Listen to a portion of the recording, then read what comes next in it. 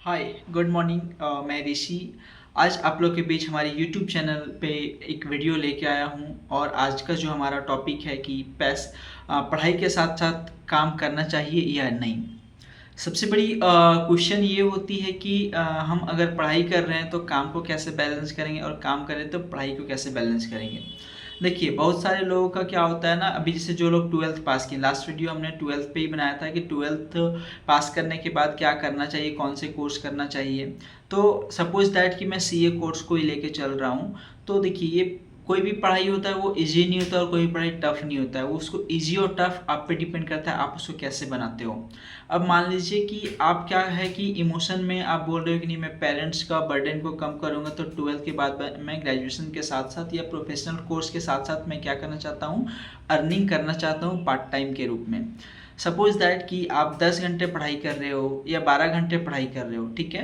Twelfth में आपने 12 घंटे पढ़ाई की, आपका रिजल्ट अच्छी हुई। अब आप चाह रहे हैं कि मैं पेरेंट्स के बर्डन को कम करूँ, तो आप 4 घंटे जॉब कर रहे हो और 8 घंटे पढ़ाई कर रहे हो और 2,000 रुपये आपको सैलरी मिल रहा है। धीरे धीरे वो एक्सपीरियंस होते होते क्या होता है कि आप 6 घंटे जॉब करते हो, 4,000 सैलरी मिलता है और आपका पढ़ाई का टाइम जो है वो 8 घंटे से 6 घंटे घट जाता है। और वो पढ़ाई का प्रायोरिटी कम हो जाता है और पैसे अर्निंग का जो प्रायोरिटी होता है, पैसे की प्रायोरिटी आपको उस लालच आपकी ओर खींचते जाती है कि अब मुझे और ज़्यादा काम करूँगा तो मुझे और पैसे कमाने पड़ेंगे।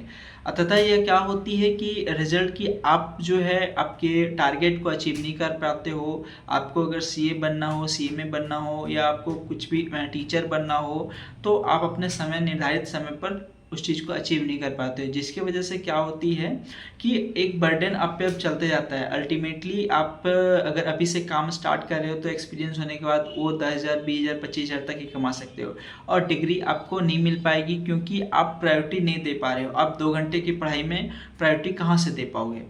तो यह बात सत्य है कि आप पढ़ाई करो और मोस्टली प्रायोरिटी पढ़ाई पे रखो, क्योंकि आप पेरेंट्स के बर्डन को अभी कम करने के लिए आप 2 साल 4 साल के लिए कम कर दोगे।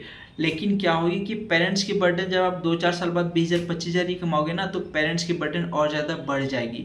4 साल के बाद आपको 25,000 30,000 में लिमिटेड रहना पड़ेगा। बट आप डिग्री लेके करते हो, आप पढ़ाई अच्छे से करके 4 साल अच्छे से पढ़ाई करते हो, 4 साल आप पेरेंट्स पे बर्डन बन जाओ, लेकिन अगला 40 साल पेरेंट्स के लिए आप अच्छा कर सकते हो।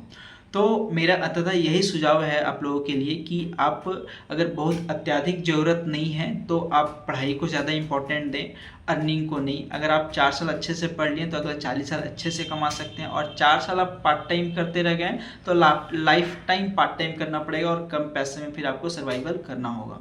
ओके। और साथ ही साथ मैं आप सबसे यही बात कहना चाहता हूँ कि जो भी ट्वेल्थ कर रहे हैं वो ट्वेल्थ कर लिए हो, ट्वेल्थ कर रहे हो या ग्रेजुएशन कर रहे हैं, आप अपने ग्रेजुएशन पे फोकस कीजिए, करंट पे फोकस कीजिए, पास्ट पे नहीं कि पास्ट का रिजल्ट कैसा रहा। बहुत लोग क्या है कि सेकंड किया, थर्ड कर गया या फर्स्ट में मार्क्स कमाया, तो वो मैटर नहीं करता है, मार्क्स आपका मैटर नहीं करता है। आपने नॉलेज क्या गेन किया, आने वाले में आप अपने आप को कितना और अपने आप को भून सकते हो उस चीज़ों के लिए, उस चीज़ में कितना आप रम सकते हो पढ़ाई में, वो मैटर करता है। Okay, thank you.